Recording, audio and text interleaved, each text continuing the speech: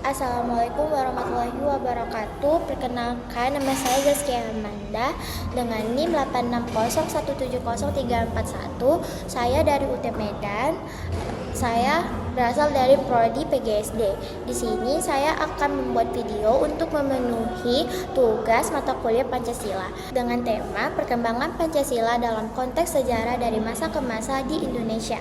Nah, dari masa awal kemerdekaan, Pancasila disahkan pada tanggal 18 Agustus 1945 sebagai dasar negara yang termuat dalam pembentukan Undang-Undang Dasar 1945. Namun penerapannya langsung menghadapi tantangan berat, yaitu pertama ada ancaman fisik, di mana agresi militer Belanda dan berbagai pemberontakan seperti PKI Madiun yang berusaha untuk mengganti ideologi negara. Yang kedua, pada masa demokrasi, di mana pada periode ini Indonesia menerapkan sistem demokrasi parlementer yang didominasi oleh partai politik. Namun, Pancasila dihadapkan pada perdebatan ideologis yang sangat tajam di badan konstituente. Nah, fokusnya tujuan dari konstituente ini adalah menyusun undang-undang baru, namun perdebatan berkepanjangan tentang dasar negara antara kelompok yang mempertahankan Pancasila dan kelompok yang ingin menggantinya dengan Islam ataupun komunisme. Pada saat itu tidak adanya titik temu. Nah, kegagalan di konstituente ini akhirnya diselesaikan oleh Presiden Soekarno melalui dekret Presiden pada tanggal 5 Juli tahun 1959 yang menyatakan kembali Undang-Undang Dasar 1945 secara otomatis menegaskan kembalinya Pancasila sebagai dasar negara. Nah, yang ketiga ada pada masa demokrasi. Nah, pada periode ini Pancasila itu disalahgunakan untuk melegitimasi kekuasaan absolut Presiden Soekarno.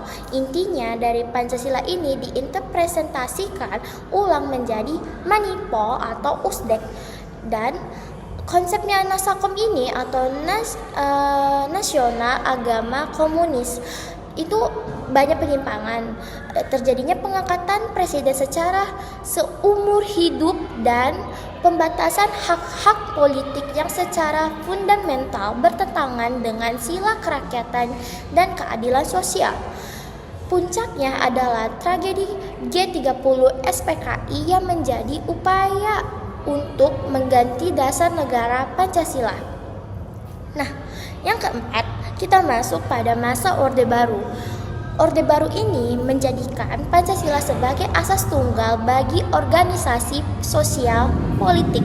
Tujuannya memurnikan kembali pelaksanaan Pancasila, namun pelaksanaannya bersifat monolotik dan dogmatis. Fokusnya, pemerintahan Orde Baru melakukan indoktrinasi massa melalui program P4, pedoman, penghayatan, dan pengamalan Pancasila.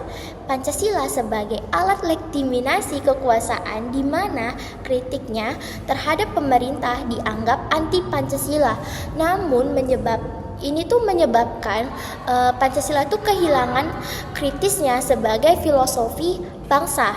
Yang kelima, pada masa era reformasi, jatuhnya masa Orde Baru membawa era reformasi yang mengembalikan Pancasila pada posisi dan fungsinya yang benar, yaitu sebagai dasar negara dan pandangan hidup bangsa. Fokusnya di era ini, indoktrinasi P4 dihapuskan. Tantangannya adalah rekonstruksi nilai-nilai Pancasila di tengah arus globalisasi, radikalisme, dan polarisasi politik. Pentingnya adalah menjadikan Pancasila sebagai titik temu atau kalimatun sawa dalam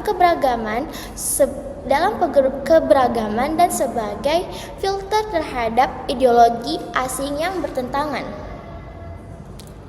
Kesimpulannya, Pancasila telah teruji dan terbukti mampu bertahan melalui berbagai macam guncangan sejarah. Setiap periode memiliki tantangan ideologinya sendiri.